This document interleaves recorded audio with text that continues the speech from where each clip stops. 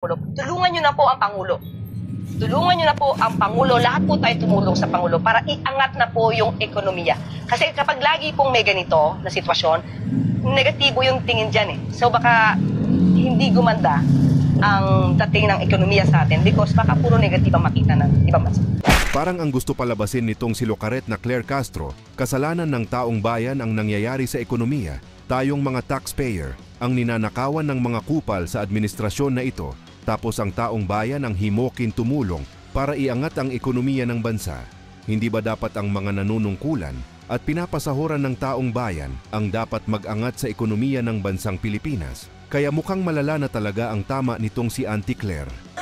Samantala, former Commissioner Attorney Rowena Guanzon may matinding birada kay Bongbong Marcos. Kababayan, Attorney Rowena Guanzon, kahit po nasa ibang bansa ako, iniisip ko po bayan na. Nakabukas ko lang aking phone. Kita ko yung message ni BBM sa atin. Bis na mag-rally daw tayo, tumulong tayo sa ekonomiya. Tangam. Alam mo, BBM, bangag ka talaga.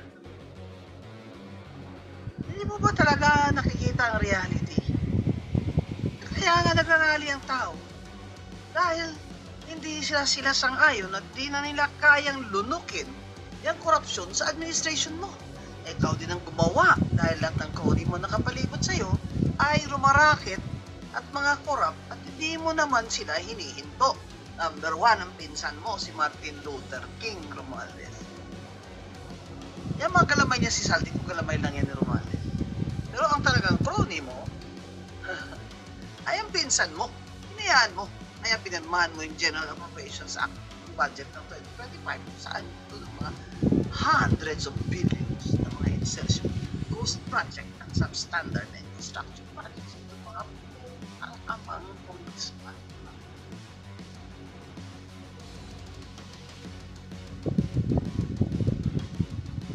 Tumigil na kayo, ibalik yung pera namin. Makulong kayo. Dami nyo. Ano yung nasa affidavit ni Vizcaya? Yan si Garjola ng CWS party list. Well, party list na yun. Ano ba kayo mga party list?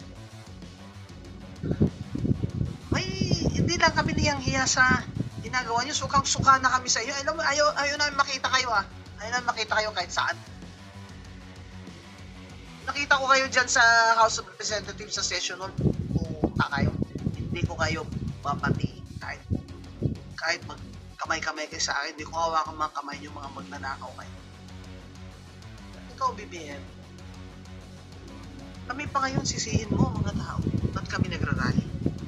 Nagrarally kami dahil protesta na namin ito tuloy-tuloy sa administrasyon mo. Hindi mo ba gets? Hindi mo ba rin gets na ikaw ang niraralihan? Abay, kung di mo kaya, 3 taon na lang, ganito ka pa rin. Walang new foreign investments, walang new capital, na wala na nga magpapautang sa Pilipinas, pati World Bank nag-comment na sa iyo. Hindi ka naman gumalaw sa korupsyon kung hindi ka binigyan ng US State Department report, di ba? Dahil tuta ka ng Amerikano. O, di ba sinabi ko sa iyo, ano yung customs? Ba't hindi mo yan ginagalaw, BBM? Takot ka?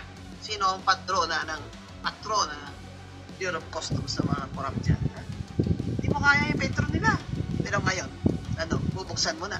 Kasi, sinama na naman yan sa US State Department report, di ba? Matagal ko na sinabi yan, o. Kung hindi naman nilagay sa US State Department report yan, tinawagan ka. Sinabihan ka. So, tula na yung korupsyon dyan sa Pilipinas. Hindi mo na yan kakayanin. Hindi ka pa lumabas at nagkukunwaring ikaw ang nagkadiskubre. Ito namang si Auntie Claire. Para, ang presidente mo, ano ba yan? Ano ba yan? Sino ba yan?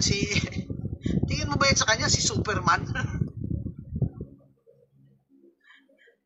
Kaya lang naman ikaw lumabas dyan sa BBM eh. Dahil sa US State Department report ngayon, galawin mo ang customs. Hindi pa mabablock ka na naman. So, ang sawa na kami, BBM. Maawa ka sa mga tao. Kung hindi ka naawa, umalis ka na dyan. Umalis ka na dyan, pinang ama mo.